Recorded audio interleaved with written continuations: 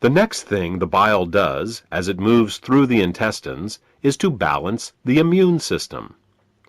When most people think of the immune system, they think of white blood cells floating through the bloodstream. But over 1/2 of the immune system is actually located in the intestines. The job of the immune system in the intestines is much more difficult than that in the bloodstream. Infections only rarely make it into the blood, but every day our intestines are exposed to millions of parasites, bacteria, and fungi. Because the intestinal immune system is continually at war with these microbes, it is much easier for it to become overly aggressive and start to attack our own tissue. What bile does is to regulate the intestinal immune system, helping to prevent it from becoming overly aggressive and causing autoimmune disorders. If you're suffering from a gut-related autoimmune disorder, it may be because of a blockage of bile flow. The last thing that bile does in the intestines is to kill parasites and candida. Tests show that even the healthiest person still has some degree of parasitic and fungal infection.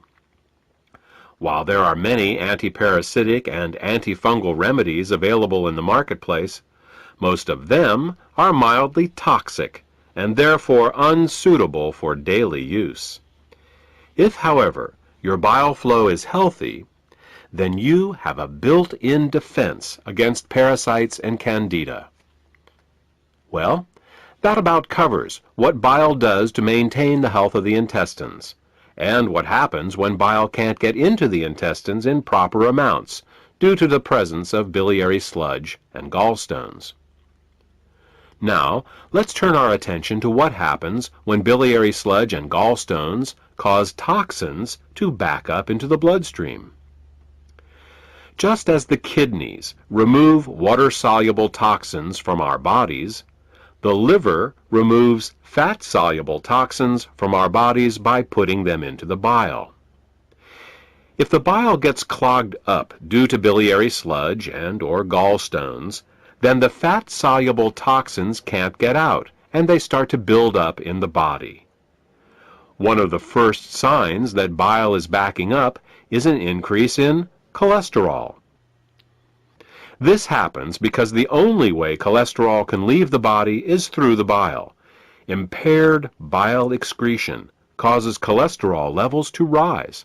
It's that simple. In addition to the levels of cholesterol rising, bilirubin levels can also begin to rise.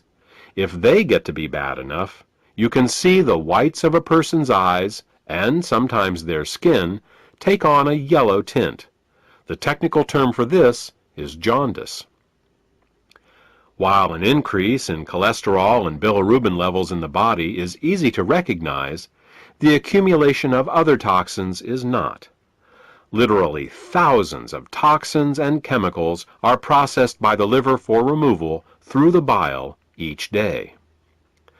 When gallstones and biliary sludge prevent these toxins from leaving the body, they begin to accumulate in the bloodstream and the tissues, causing all sorts of problems. Dissolving gallstones and biliary sludge is an often overlooked but vitally important part of any detoxification program. The last problem we will discuss, that is caused by bile backing up into the bloodstream, has to do with immune function. As we said earlier, bile plays an important role in the immune system of the intestines by keeping it from becoming overly aggressive.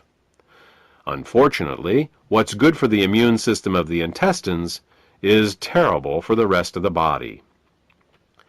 Studies have shown that when bile acids are present in the bloodstream, they inhibit chemotaxis and phagocytosis. These are fancy words for how well white blood cells can locate, move towards, and swallow infectious microbes.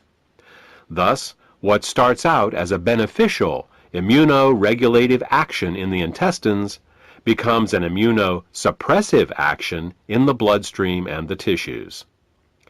These are all effects of bile backing up in the bloodstream. The final set of problems we will discuss is how biliary sludge and gallstones can affect the neighboring organs. In addition to bile acids backing up into the bloodstream, bile can also back up into the pancreas and liver, where it can cause alkaline burns. This is because the liver, pancreas, and gallbladder all share the same basic plumbing, the common bile duct. There are valves that keep the bile from backing up into the liver and pancreas. If a small stone finds its way into one of these valves, the valve can get stuck in the open position. If this happens, then every time the gallbladder contracts to squeeze the bile into the small intestines, it can also squeeze the bile into the pancreas and the liver, causing caustic alkali burns and irritation. You see, very alkaline substances can burn us just as easily as very acidic ones. And with a pH of 9.5, bile is very alkaline. Mild alkali burns for a short time in these organs may only result in local irritation, but over a long period of time, these alkali burns can cause diabetes, hepatitis, and cancer.